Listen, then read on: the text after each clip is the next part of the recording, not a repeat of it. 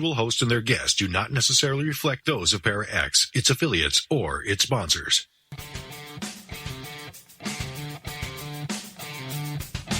Supernatural. Magic. Ghosts. You have always. Bigfoot. Extraterrestrial. Psychic energy.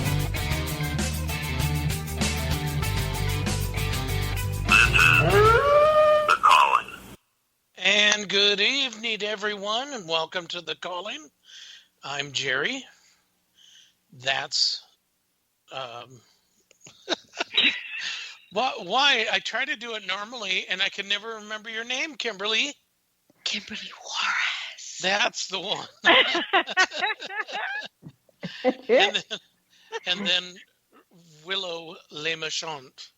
And, See, you remembered me, yay! Well, I got used to your name, and then all of a sudden I blow hers to heck.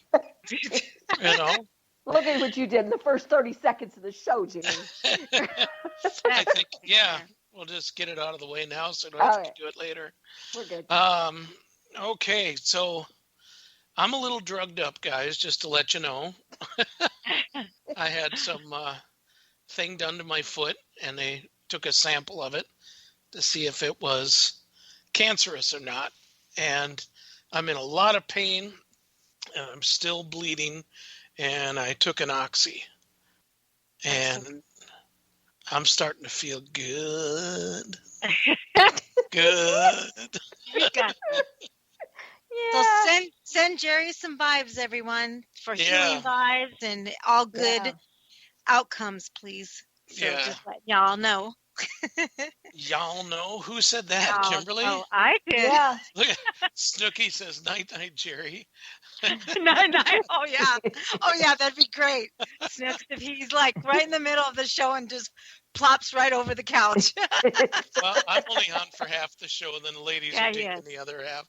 Because by the time the half comes, I'll probably be muttering stuff that I shouldn't be saying on Parax.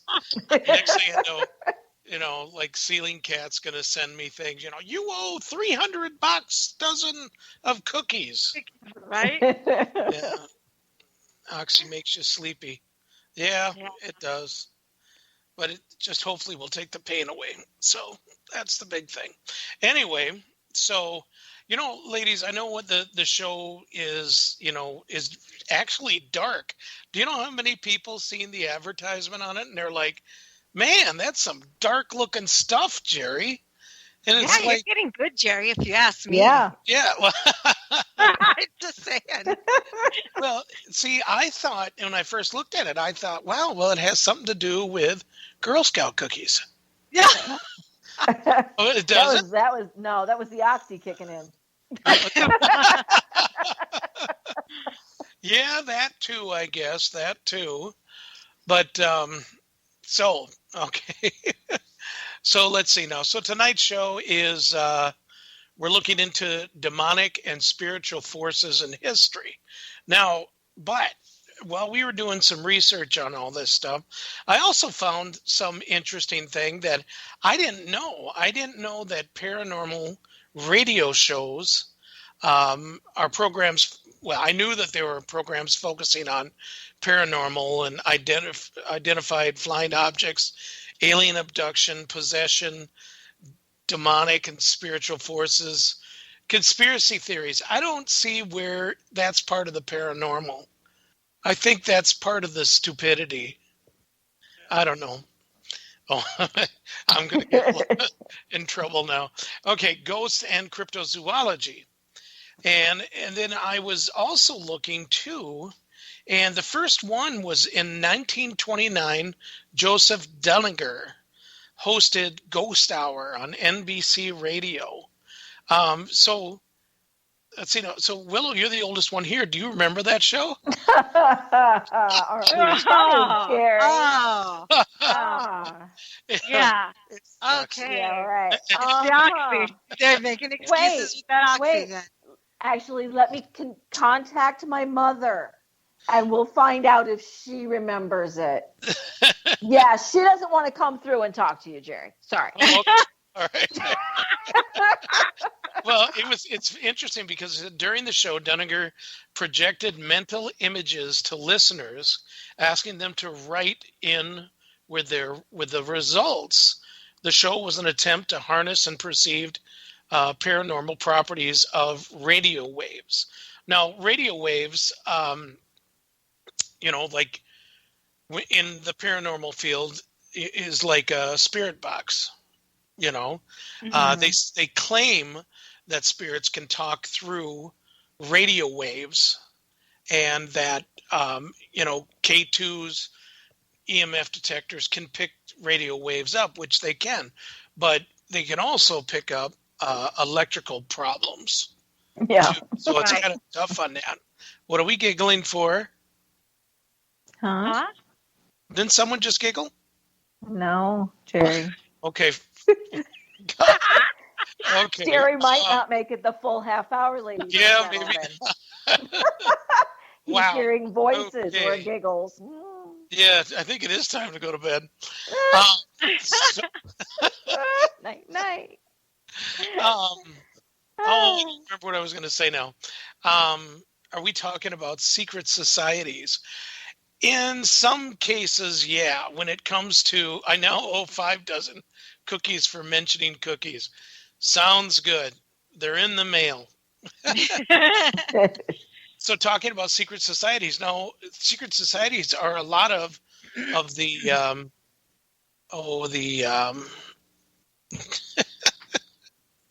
conspiracy theories, and that's really interesting, the way it all comes out. But I just don't see where conspiracy theories would be in with paranormal subjects. No, I don't either. No, I don't think so either. Maybe it's just a subject that they were just doing because some of the conspiracy theory stories were interesting. So, maybe they just brought it up just because it was something extra to talk about, It was a long time ago, too, Yeah. We're talking history. So, Yeah, exactly. Right, that's true. We're smarter. We're smarter now. Right. I Right. We wouldn't agree. include that. We would not include conspiracy theories. That's true. Well, one of the big leaders of everything was Art Bell. Now I'm pretty sure that all of us have listened to Art Bell, and he did a great job. He should have never left. When he left, it seems like, I don't know, when he tried to come back, it just wasn't enough there, And that was on Coast to Coast, wasn't it? Coast to Coast, which was formerly West Coast AM. Mm-hmm. And he's passed now. He's Yeah, passed. he passed a while back. Yeah. So, But he had some really great stories, though, let me tell you. Great interviews and stuff like that. So, I remember him. I think he did. right. Let's see here now. Karen says conspiracies are connected to secret societies that are connected to demonic and satanic influences. Yeah, I think so, but I think also too that then we're stretching a little bit, but people would say that we're really stretching the paranormal, on ghosts and stuff like that. So anyway, going back to it, so now we're hitting the demonic part of it. Now the demonic part involves the belief of a spirit, demon, or other entity can control a person's actions. Those who believe themselves to be possessed commonly claim that symptoms of demonic possession include missing memories. What was I talking about? Oh, okay. Perceptual distortions, loss of sense of control, hypersuggestibility. Mm-hmm. There was a study done by a girl named Erica something, I couldn't even think of saying her name, found in a study of 488 societies worldwide that 74% believe in spirit possession, with the highest numbers of believing societies in Pacific cultures, and the lowest incidence among Native Americans of both North and South America, which that kind of throws me off a little bit. North America, yeah, I pretty much believe that, but in South America, I mean, they were really big on that type of stuff. I mean, people from in Mexico, Day of the Dead and all Right. that other stuff and everything. Yeah. But then, isn't there now, Kimberly, you know about Day of the Dead. Wasn't there a lot of demonic type possessions listed in that? Well, no, I don't think there was, because the fact is that there weren't like not causing. They were just more like, it was more of a loving kind of thing, Day of the Dead, because it's your family members and stuff like that. I don't think it had anything to do with like possessions or anything like that, because it was mostly celebrating. So you're doing like, their favorite foods, you're singing their favorite songs, you're enjoying. So I don't think it was like that kind of a celebration or that kind of a religion. I don't know. So I'm just saying, you know what I mean? Right. But I mean, if they're okay, a friend of mine, Omar, who I used to work with, we used to talk about it, and every time it seemed like that I would, mention about ghosts or like a few cases that we had and everything that were, to me, kind of demonic and stuff that we had. He would right away cross himself. And like want to stay away from it and stuff, because he believed in a lot of possession and stuff. He even actually told me about some relative of his that from, I can't remember what holiday it was, but was possessed. And it wasn't just from Modelo. No. Beer. Yeah. Okay, you caught that. Okay. Yeah. So thoughts, Kimberly? So my thoughts are, okay, so we've had, I know this family, apparently when, well, it's not just this family, it is actually my family. So what happened was my brother had passed away, and once my brother had passed away, they say that it brought in negative energy because of his passing. And sometimes they say that sometimes they can stay, their negative can stay in the home. So what happened was they said that my sister kind of was on that possessed side, that it was going through her. So we got, what do you call a white priestess, which would be, what is it? He's a priest, but it's more of a white magic type of thing. And he, actually from Mexico and everything. So he had like the animal fat. He would do the sign of the cross, holy water. He'd used lots of things. He actually had us take a coconut, and it had to be kicked all around the house. And he did this voodoo type of thing, white magic type of thing, because we're actually related. So we're actually family members. So he came into the house because we've been noticing, like, of course I saw my brother, image of him. My brother started getting night terrors, and he was just a baby. My sister started acting out. So this happened within the time that my brother had passed. So they're saying that's probably why it was happening. They were saying that she was getting that possessed part. So what he asked us to do was take this coconut.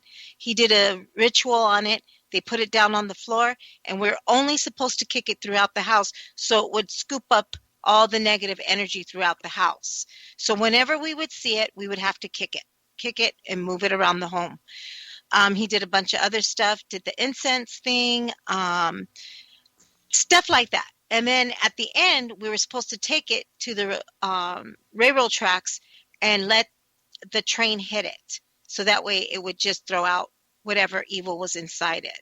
Now, the only bad part is we were not allowed to touch it with our hands. We were not allowed to touch it. But what Oh. happened until the time that we were supposed to take it on the track. Now, what happened is my sister touched it during the time throughout the day. So, Ah. so that's, they even say, I don't know if, issues happened or whatnot. I don't know if this is why the way she is. Just kidding, Ruby. But that's what they had us do. And, we did it and everything. And I don't know, I don't know if it really worked. All I know is that it got me very interested into it. And I started reading up on different things. And I was just a child when this happened. I was probably like 12 years old. So it was very interesting. I do have to say. And I think that's why I end up going this way into the paranormal is because of this. So, yeah. But yeah. Interesting. Yeah. Yeah. Very interesting. Wow. Okay. Well, so, I mean, how did you guys first start into this and stuff? For what? For doing that with the coconut and stuff? What was the reason? Because we were I had already saw my brother, come in an apparition, and I saw him when I was young, and this is what got me. I know that's who it was. I really feel that it was your brother. So you felt that you needed to do this to get. No, my mom spirits? did. My mom did because my mom. It's because they say that spirits are unsettled, so they said that it was a wise thing to do is to either have the house blessed or blessed by a priest of some sort. So he was a priest, a voodoo priest. So he came in and did this. Kicking a coconut at your brother. No, throughout the house, Right, the home. but it was because of your brother. Right, to pick up the spirits that were being lingered in the home. So, because what if of he the had a passing. message for you? I know, but back then we're not, we're still not educated in the paranormal or it's kind of like what I'm going through now, like I believe that it's not always something evil, it's not always something bad, and that not all the time we should have a priest come in and just clear our home or whatnot. Right. I think it's up to the client, and I think it's up to even to the paranormal investigator or psychic or whoever to say, okay, we think that maybe this is happening, so let's just do this, or maybe that's happening and let's do that. You know what I mean? I don't think always clearings are going to help because they're still able to come back no matter what. Right. So we have to, you know what I mean? That we still have to coexist with the spirits, And then they say that some of these spirits, when they pass on, sometimes I believe that a lot of these, psychics and stuff, sometimes they say that some of the negative in that person stays in that area or stays in that sometimes there's that's why there's negative that stays in the home after someone has passed or something like that, because it's his negative energy stays. Right. So sometimes we have to do things like that. Go ahead, Willow. Give me something, Willow. Yay! Actually, I think what happens is if that person had a lot of negative energy anyway when they were alive, that is what gets left. It's more residual. It's not them. It's not their actual spirit. Right. It's the energy they left behind. So that's what you clear out. You don't have to clear out their spirit. Generally, the spirit will go into the light unless they're afraid to go into the light, which I don't find that often. It's like everybody's stuck. No, not everybody's stuck. But I think, we do have that residual energy, and we can feel the residual energies of people. Like, have you ever gone into a new apartment that just was vacated by the last tenants, for instance? Mm-hmm. But you can feel that they had arguments and there was so much negativity. Right. There. See, that's the kind of thing that needs to be cleared out. Mm-hmm. So, periodically I'll clear my house at least once a week just from negative energy that can come in if I go out somewhere and it clings on me, Right. Or if I've had a client come in and they've had a lot of issues. Well, we need to clear that out. Mhm. So, so clearings are really good, but that doesn't mean we're going to be possessed by it. But if Right. you're an empath, you can pick up on those energies really strongly. Huh. I'll be darned. Well, so when you were talking about coconut, I'm sorry. I just thought that was really bizarre. I mean, I'll never be able to have my almond joy again and be able to really appreciate it. Jerry, I don't know. It's just their thing. It was their, you know what I mean? Yeah. Everybody has their own. And I just thought, you're right, because I think of it now and I'm like, oh my gosh, coconut, Some people- how is this going to work? Some How is people this going to use happen? eggs. Hold on. So I looked at, and I put voodoo and coconut, and it came up with police seized cursed coconut over fears it was placed by polling station in voodoo attempt to rig election. Well, there you What go. See, the heck? Do they have a coconuts are face on it? dangerous. What's that? Coconuts are dangerous. Coconuts are Yeah, dangerous. it says a cursed coconut has been seized by police near a polling station in Maldives. In the Maldives. Igniting fears. A black witch is trying to rig country's upcoming election with a voodoo spell. The furry fruit was spotted near a school on some island on Tuesday with suspicious Arabic writing scribed on its shell. The closer inspection found the scribe to be a verse from the Quran, prompting officers to summon a specialist white witch to reverse the spell. Okay, Well, I'm going to take a copy of this and put it in. Why would a voodoo That's what I was going to priestess say. write in Arabic? That doesn't make That's any what a sense. Exactly. Zero Did you see sense. my face? Did you see my Zero. face? Yeah. Yeah. That makes no sense. That totally just- doesn't make Honestly, right now, I'm going to go get a coconut. I just want I a don't coconut. know. That's what they did. I was there. I witnessed it. I didn't see funny. no demons coming out of it, but that's what we were supposed to do. Who knows? They probably rigged the whole thing. Who knows? Hey, But I'm telling you. You don't. whatever works for them works for them. But they were using like they were burning incense and burning stuff and I think it was sage, to be truthful. But I just this whole possession thing, and like we were talking about, Willow, where you were saying about the whole I know this whole like the negative thing and that sort of thing. I just think that sometimes just even having someone passing, it's hard for people. Yeah. And it's hard for your family. So a lot of that negative, and it can overcome a family, especially when it's death, totally. So Yeah, they could even be taking out that sorrow and sadness from the house, Right. even with that coconut, not just spirits. right, exactly. And like, I know people use eggs for clearings Yes. on people. Yes. Egg that's, clearing. Yes. Are you I think- serious? Egg clearing? Yes. So what? Yes, and that I've seen, and I've seen blood Weird. cut out of weird stuff. I'm not kidding. Weird. Yeah. My mom used Yeah. to do them all the time on us. Yep. Egg Jeez clearings Louise. are weird. Yeah. Mhm. Uh huh. Wow. I've seen some blood come out of one. I'm just saying, Yeah. and it wasn't from me. Well, I mean, you probably hit it with a coconut. I don't know. Okay. Yeah, this Karen says absolutely insane.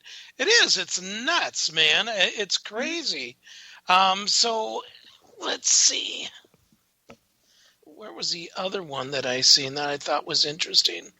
From the beginning, Christianity was held that possession derives from the devil, Satan, his lesser demons, the fallen angels. In the battle between Satan and heaven, one of the Satan's strategies is to possess humans. The New Testament mentions several episodes in which Jesus drove out demons from persons whilst, I like that word, whilst. It's just crazy. Most Christians believe that the demonic possessions is an involuntary affliction. There are Bible verses that suggest that demon possession is voluntary. So that's what I don't understand. Who would want it to be voluntary? Right. Yeah, nobody would want it to be voluntary. It just I don't think so. You're talking about unless it's another thing. So I just want to touch base on the one that's in the Bible, actual Bible. So apparently there were two men that were possessed. They came out of tombs, okay? And no one could even pass their way without feeling afflicted or possessed themselves. So I guess Jesus came to them and they, it says, apparently they came in and they felt like something about them being casted into a group of swines. And then once they were, they asked for permission. And once they were casted into these swines, the swines ran off the edge of the cliff and killed themselves, which is, I think, is bizarre in itself. And this is supposed to be like one of the, I'm sure there's plenty of them out there. I mean, I'm sure there's tons of them of possession, but this is one of the ones that I just really think is interesting, to be casted into swines and then released, off the edge there. Just kidding. Well, they do say that swine doesn't sweat. So there's no place once something's inside there, it can't find its way out. Right. True. So the biggest one, if you take a look, is Catholicism. Holy cow. That would be a whole nother show by itself. Really? Oh, my goodness. There's everything in there. Kimberly, you should be taking that. We've got 3 minutes left. I'll let you look it up and take it for the next half. Okay. Kimberly's like, why me? Why not? And then I'll talk about voodoo and voluntary possession. There you go. That's good. That's good. So, wow, I am just surprised. I'm still on the kick of the coconut. The kick in the coconut. Yeah, I think so too.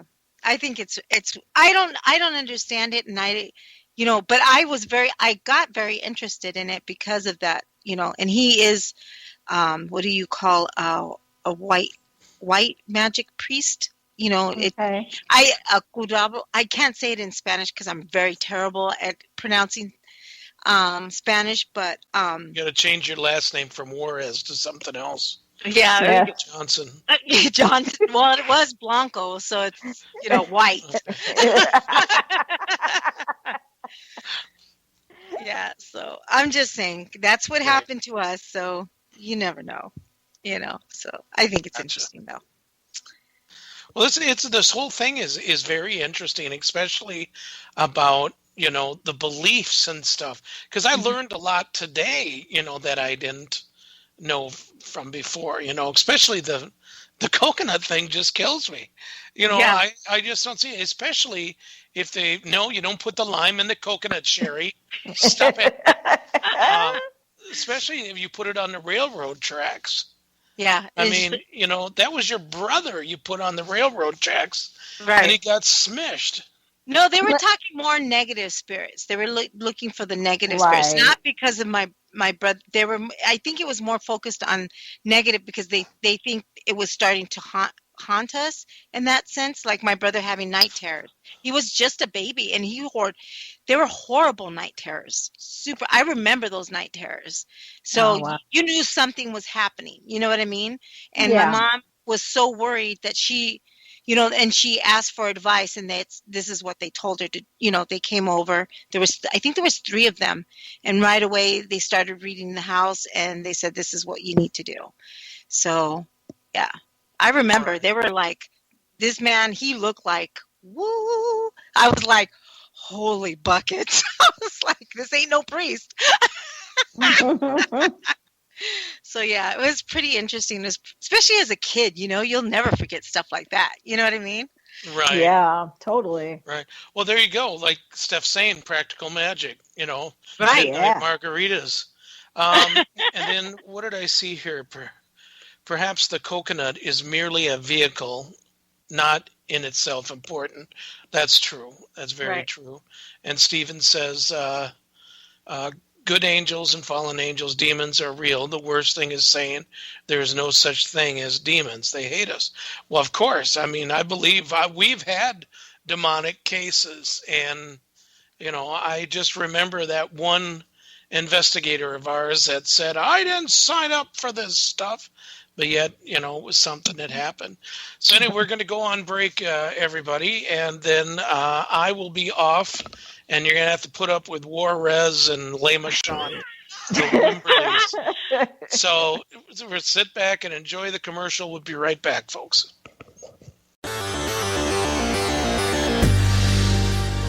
Those geek ladies, Sean and Victoria from Exploring the Paranormal with Geeks Paranormal, are at it again with another amazing season full of paranormal celebrity interviews with amazing guests and stories of haunted locations and so much more. You will hear it first on Para X.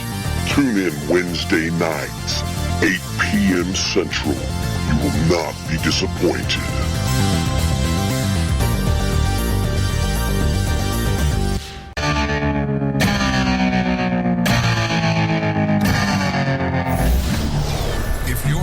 For a truly unique podcast experience, we have you covered.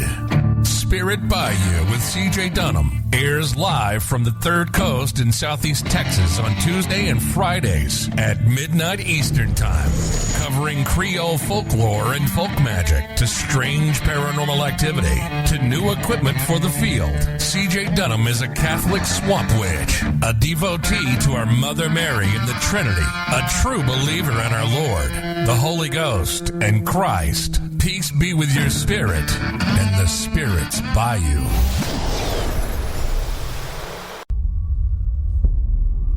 Demons, vampires, werewolves, skinwalkers. All of this and more. Sunday nights at midnight on the Staring Into the Abyss radio show. Come, get lost with us.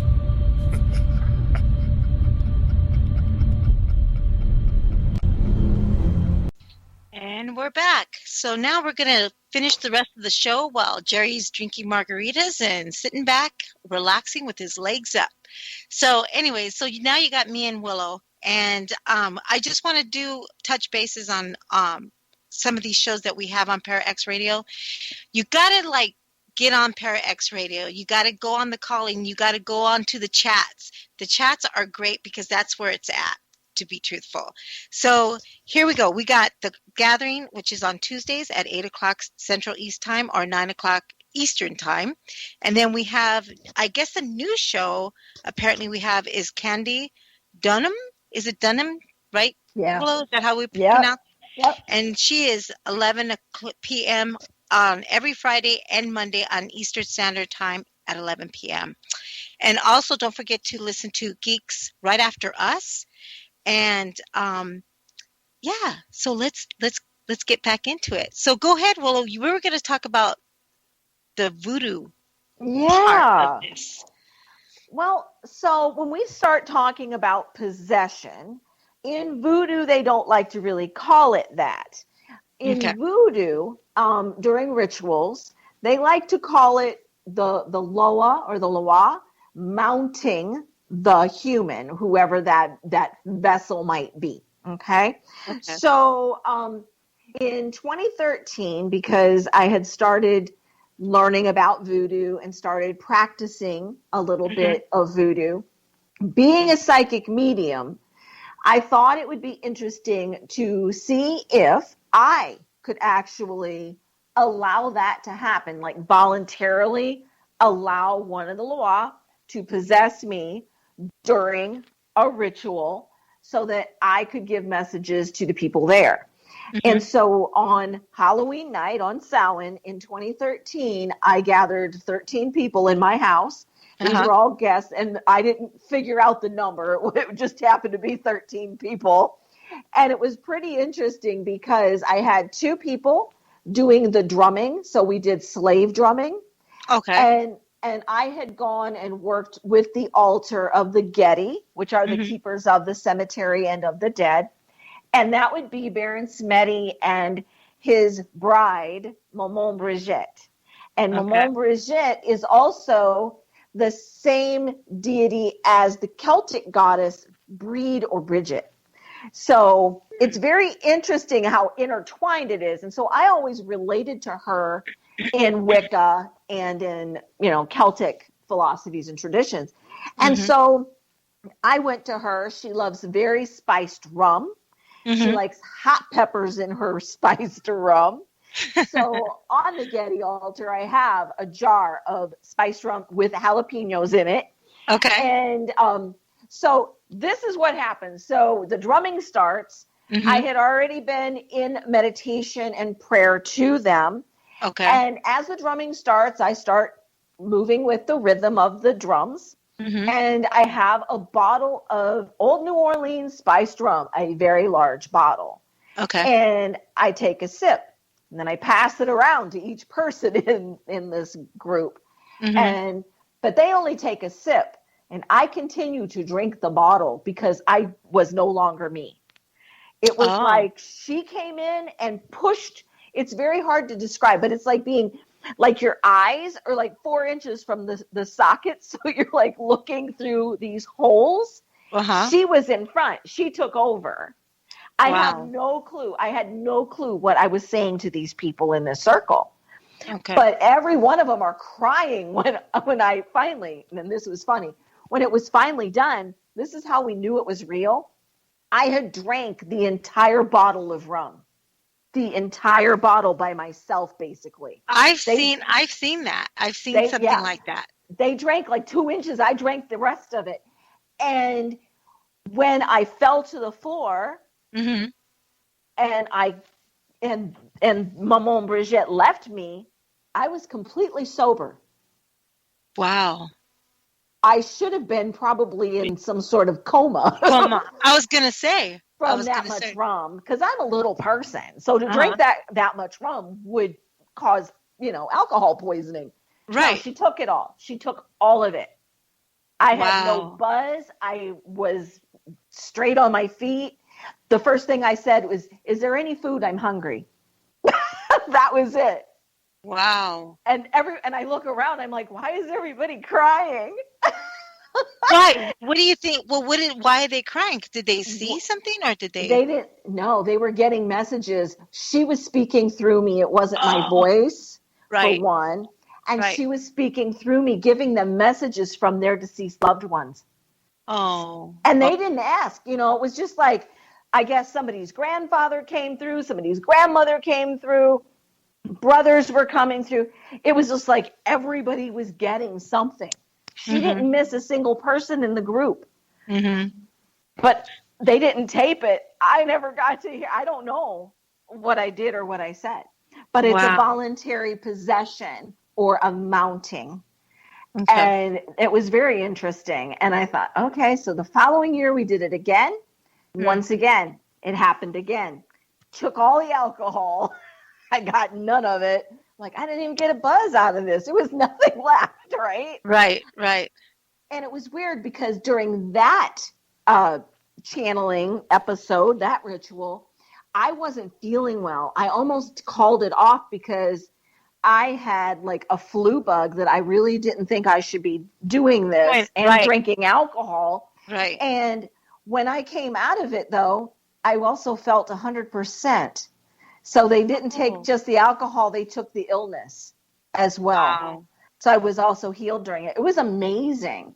And I've watched several that have been documentaries and things of people that have been mounted by spirit. And it's amazing. Absolutely amazing. Yeah. Well, now I actually know somebody who's done it. So that's pretty interesting. I think that's interesting. So you didn't feel anything? You didn't feel... No. What about later? I mean, did she come through? Maybe give you messages of some sort or anything that? She talks to me. If I Okay. go to her, if I need message, she will help me. Okay. So if there's like a blockage, let's say, between me and the other side, but I really need to reach out to someone on the other side, she does help me with that. Okay. You just have to give her some rum and she's happy. You know, I always have that rum in the house. It's important. Wow. Yeah. Anyways, let's see. Me too. How long do you have to be meditated before possession? So how long do you have to be meditated? I meditated the day before, and then and off and on during that day before the ritual. Mhm. So I was really connecting with her a lot for at least 24, 48 hours. Okay. Constantly, yeah. I was always going to her altar, leaving her offerings, talking with her. You know, I got Papa Legba's permission to talk to her. You know, it's a process in voodoo. Okay. So, but yeah, You took just a can't while. do one right No. overnight. You have to learn. No, right. Well, yeah. Okay. And the thing was, to be totally honest, I've never been trained. Wow. It's kind of like I was called as a child by the skeleton people when I was 5. And Okay. I was living in Indiana, so they called me here. That's why I live in New Orleans now. Wow. That's crazy interesting. Karen says, I was also at the Fetty Getting ceremony a few years ago. Yeah. Mm-hmm. Which is awesome. So what is that? What is that ceremony? I'm not sure. Like I said, I'm not trained. Oh, okay. Okay. But I know there's so many different ceremonies to connect. And they do have them around Samhain or Halloween. Mhm. That is a big time. There's a huge gathering here in New Orleans that they have in the street outside some of the voodoo shops. Oh, yeah. And yeah, so it's a big deal. Yeah. Okay. And then happy to give you some rum too. I am happy to give rum too. Okay, so is medium channeling in the normal way of possibility voluntarily possession? That's what Sherry's asking. Well, you know, it can be for different mediums work different ways. Different people's gifts are different ways.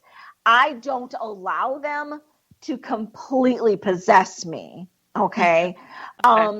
However, being an empath, I will feel pain that they had at the end of their life. They will show me kind of how they died, what was really being affected.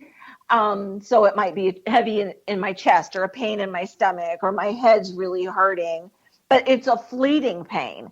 So I have to really be focused in on what they're showing me. Right. But I know there are some who completely allow spirit to take them over. I am not a trance medium. Right. And that's a different kind of medium work. I do not do that. I think that was maybe one of those things that always scared me when I was younger. I was always afraid, well, what if they do take me over and then I can't come back? You know? I can't get them out of me. And I know there was one that tried to do that to me. She was a Native American spirit that was not a very nice medicine woman on this side. Mm-hmm. And we moved into her house. We didn't know she died in the house. And her granddaughter rented us the house. And I remember waking up kind of like in a trance, walking into the bathroom and looking in the mirror, and it wasn't my face. Oh, wow. And but I got my wits about me and I went, get out. Mm-hmm. You cannot have my body. She goes, but you could do so much more with my energy. And I'm like, no, get out of my body. Oh, that's kind of creepy. Yeah. And then I had to do a clearing on myself and on the property. Oh, wow. Oh, wow. Because I saw her spirit in her rocking chair in the front room all the time. That's looking out and glowing. Yeah, she was a very strong spirit. Wow, that is crazy. Also, let's see. Karen says, "Is that where I was? New Orleans? Is that where I was? New Orleans?" That's where I was in New Orleans. So I guess when she saw that. Okay. Okay. Then that might have been it. Karen, was that around Halloween time? It probably was, because that's when majority of those will happen, is around Yeah. that time. Yeah. It probably was. I mean, I've taught, Halloween. Yeah, and that's a big festival here. I just wasn't sure what they called it. Right. Yeah. Sally, whoops. Oh, yeah, Sally Ann Glassman. She's one of the voodoo high priestesses here. Oh, okay. Yeah, Okay. she does a lot of really wonderful rituals for the community. Mm-hmm. Sherry says, like skinwalkers types users. Like skinwalkers? Well, I can't really relate that to voodoo. Isn't that more of a native type? Yeah. That would be more a sense of a native type, Sherry, I would assume. Yes. Yeah, because natives are the ones that really are believers in the skinwalkers. Right. So I would assume that's what that would be. It's a little bit different. Yeah. So anyways, so now, Willow, can we be possessed without even having an acknowledgement? I'm just, you know what I mean? Like, I know that we can. I feel like we can, because sometimes. Yes. Okay, so, and then what does it take? I mean, is it things that we've done in our past? Is it things that maybe are more of a recent, or something that we may have touched, or something that we lived in that person's home that wasn't all that great of a person? You know, what have you seen in the past? Well, I've worked with lots of clients, and I do exorcisms and clearings. Okay. So some of the things that I have seen, it would manifest in physical ailments that just came out of nowhere, and it was maybe after they'd been in a haunted location. Or I had one client who he was in his late 40s. And had lived next door to a cemetery since the time he was like 6 years old. Oh, wow. And he had seen a hooded figure when he was 6, and this thing attached to him. Now, it was definitely a lower level demon or elemental spirit, because I don't really call them demons. I don't give them that credit. I just go, oh, you're a lower level elemental energy, spirit energy. And this thing was attached to him for 40 years. Wow. Now, the weird thing was they lived next to the cemetery when he was a little boy. His family had a house there. He got married and moved to the other side of the cemetery in another house. So he was still around. It's kind of like, it. So he was kind of kept around it in that sense. Maybe that's. Yeah, I think it caused him to stay in that area. Exactly. And so when I got it out of him, and it was nasty, it was a nasty little thing, tried to take me over. Oh, wow. Yeah, and it had very perverted thoughts. Yeah. I will tell you that. It was disgusting. And I kicked it to the curb. Now, the funny thing was, when I was doing that clearing and I started to do the smudging and I started to use the Florida water and the frankincense and everything, I had my roommate at that time in the room, in her bedroom, which was next to the room I was doing my work in. Right. And all of a sudden smelt sulfur, even in her room. Oh, wow. All of us smelt it as it was leaving. And I kicked it out. Yeah, that's demon. Yeah, totally. Yeah. And then I hear that he was doing fantastic after that. Nice. But I did tell them they need to move. You need to move. Yeah, and also demons, there are tons of different demons. Even in the Catholic religion, there are so many types of demons. Lots of names. I think there's there's almost like 100, more than 100 type of demons. And I still think to this day, we probably don't know of some of these other demons that are still, I would right. Oh, yeah.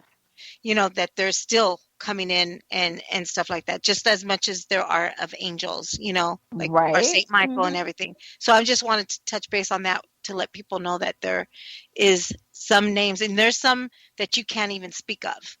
you can't say their name, Mhm. that's what I hear. So I avoid it, So anyways, let's see. As almost possession. So Sherry says another type is a bad medicine. Another type is of bad medicine person, or is there another type of a bad medicine person?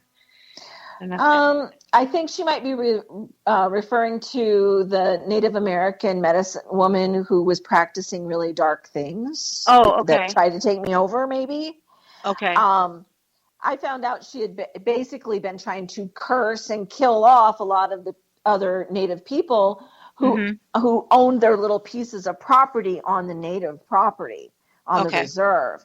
And so that was up in Canada. So it was, she just did a lot of nasty things to a lot of people. A lot of people are having car accidents. Some people had heart attacks, were getting very sick. And then they found out she was doing a lot of negative medicine on them. Yeah. Right. I take things like when it comes to like voodoo and whatever like position, I take that more on a serious note when it comes to stuff like that, because especially when I'm doing an investigation, I really feel like if there's been any type of voodoo kind of rituals or whatnot, and I take it to somebody who knows. I don't just dabble myself and try to think I'm going to cast whatever out. I really take it serious, and I do ask for the help. So there's many times where I've done where I've come in and had a case that was exorcism, and I worked with Reverend Michael Schrader. So I've done that, and I've seen it. I've actually seen it on hand. I actually saw where he was praying over this person, this particular case that we had together. And we were praying over this person, and literally I could see her neck veining out with redness, and because it seemed like she was holding herself, like the more he prayed, the worse she got, and nobody's touching her. Literally, no, it looks like scratches just pulsating out of her. You don't see anything in her face. She started crying a little bit as he's praying over her, but I really thought that was really interesting in a sense, and bizarre at the same time. But in the long run, I worked with actually another reverend as well as Michael Reverend Schrader. And sometimes these possessions, these people don't want any help in certain times. Exactly. And sometimes you have to walk away from these people and just continue to pray for them. And it's the sad thing, ever, like, and when they were telling me this, I was like, really? And he's like, yeah, Kim, you're going to have to wait, because it can consume you.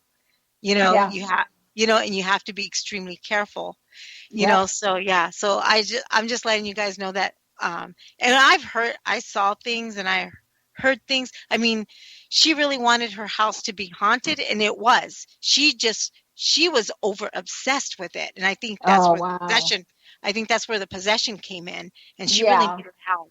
And and I've seen that, and sometimes that's more of a mental issue. That's how it ended up. Right.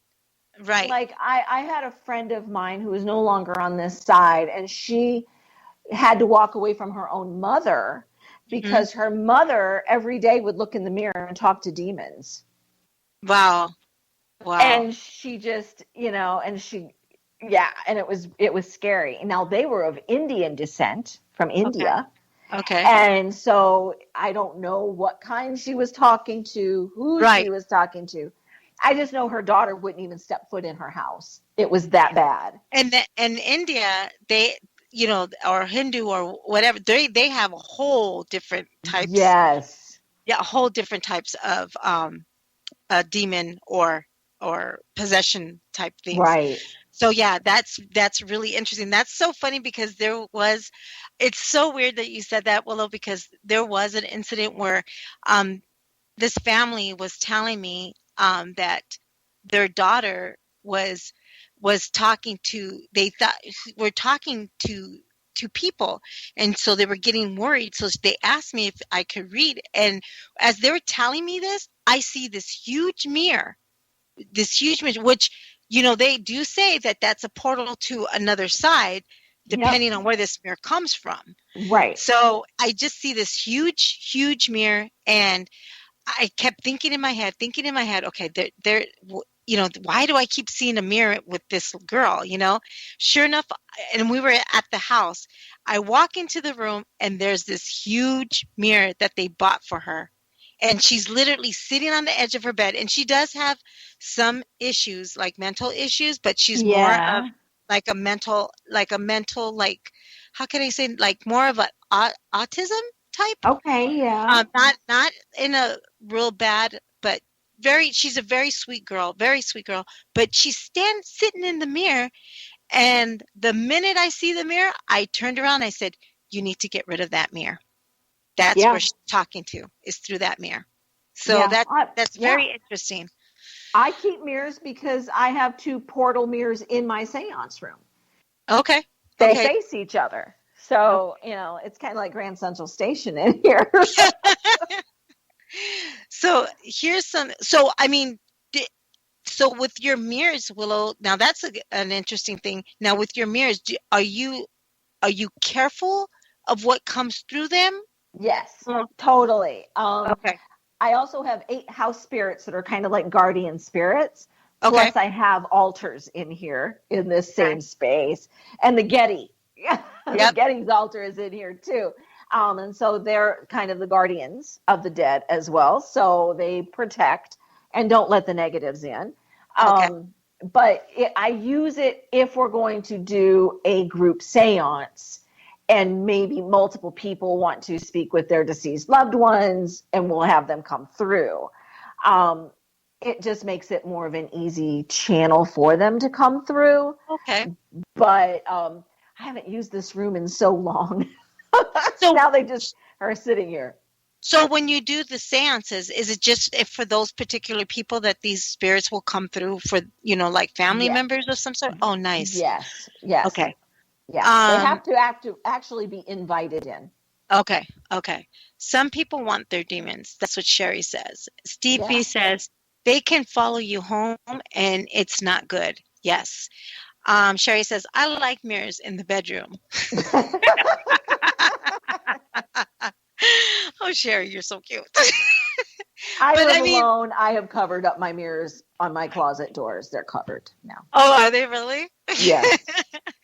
Yeah. I don't like looking in the mirror, Sherry. I'm sorry. The mirrors is like, I don't just like to see my, myself in those mirrors. It's demon-like. So I just think it's so interesting that possession, demons and possession and religion and, African voodoo, and we're talking Louisiana witch, anything that is any type of possession or anything like that. It's interesting because it's all different. It's not the same. Everyone does it differently, which I think is totally interesting. We only have 2 minutes. Can you believe that? What's that a good topic? I know, it was a good topic.